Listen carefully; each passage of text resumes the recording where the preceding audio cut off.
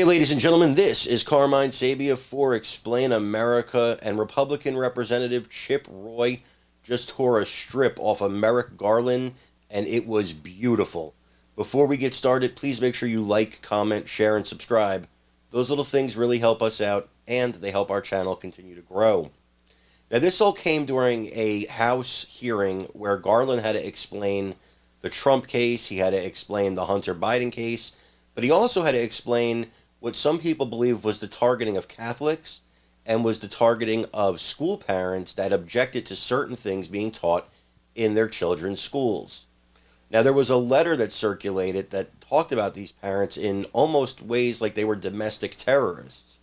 And Texas Representative Chip Roy was not having it, and he demanded to know what Garland has done about it and if he apologized. Let's take a look. Thank the Attorney General for being here before us today.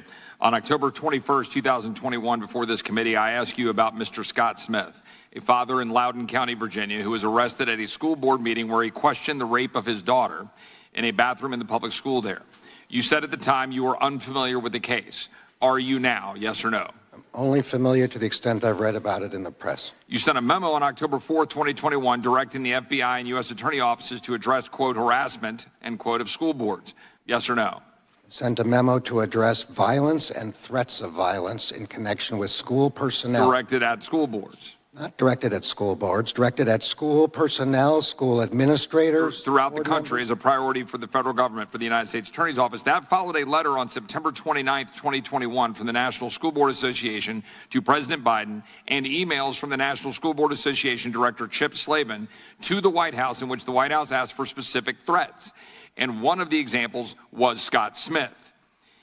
Subsequent to our hearing 2 years ago, 26 states left the National School Board Association, and Slavin resigned on November 23rd of 2021. Last week, Mr. Smith was pardoned by Governor Youngkin. Do you think the governor was correct, yes or no? Pardon authority belongs to the governor. You don't have an opinion on whether the governor was correct? I don't know the facts of the case, so I'm not in a position to make... Have you rescinded the memo that you issued in 2021, yes or no? What we're discussing... Have you rescinded the memo, yes or no? What we're discussing here occurs... Does the memo still exist? Is it still going, yes or no? Has it been rescinded? The memo was intended to have meetings within 30 days. Has it been rescinded?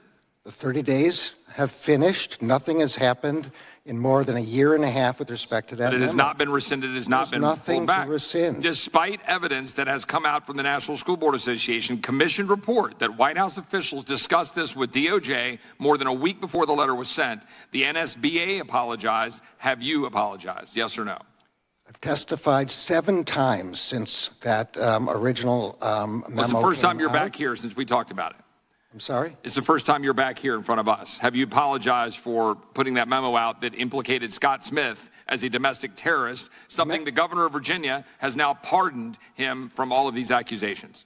The memo said nothing about him, nothing about parents being terrorists, nothing about attending school boards. So the answer is it's not been rescinded and you haven't apologized for it. The answer is that's not labeling an American citizen a domestic terrorist in a memo and referring to it and a memo that's built on the back of that. But now we had this compliments being driven to the Civil Rights Division. Let's talk about Mark Houck in Pennsylvania, a father who was arrested with heavily armed federal and local law enforcement in front of his wife and children.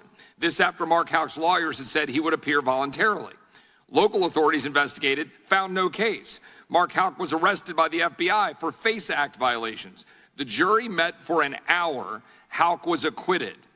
Now, when I was in federal court, I don't remember that being my result very often. In fact, I don't remember happening at all, where we took it to a jury and it was acquitted after an hour. Did you investigate this or question the United States Attorney why they wasted resources for such an obvious result? And can you explain, yes or no, that that was a good use of the Department of Justice's authority? The Justice Department respects the jury's verdict. The decisions in that case were made by agents and prosecutors on the ground. Are you concerned that enforcement of the FACE Act has been biased towards pro-lifers over anti-life protesters, 126-4 by our count? And we're asking information to be able to track down the information of such prosecutions, but 126 times against pro-lifers versus 4 times for people who dare to question the issue of life. I'll leave that out there just to say that is the Civil Rights Division at play. Meanwhile, we've got the very liberal progressive groups being targeted as well. Senator Cruz and I sent a letter to you asking for information about how the FBI informant had gone to a liberal group's pro-life meeting, and yet we didn't get any response from you. So I'd ask if you would respond to our letter that we sent back in March asking about FBI infiltrating such a meeting. I don't know what you're referring to, but I will ask the Office of Legislative Affairs to look into this letter. Thank you. Finally, our tax cases require approval by Maine Justice no matter what district has venue? Yes or no? Do tax cases as a general matter require approval by Maine Justice no matter what district has venue? Yes or no?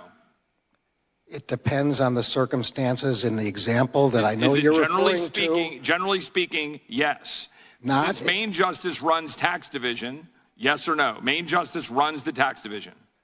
In the Hunter Biden case, I assured Mr. Weiss that that's not what I'm asking about. I didn't ask. I haven't mentioned that guy's name. I didn't. I very simply asked a very simple question. Okay. Do tax cases require approval by Maine Justice as a general matter?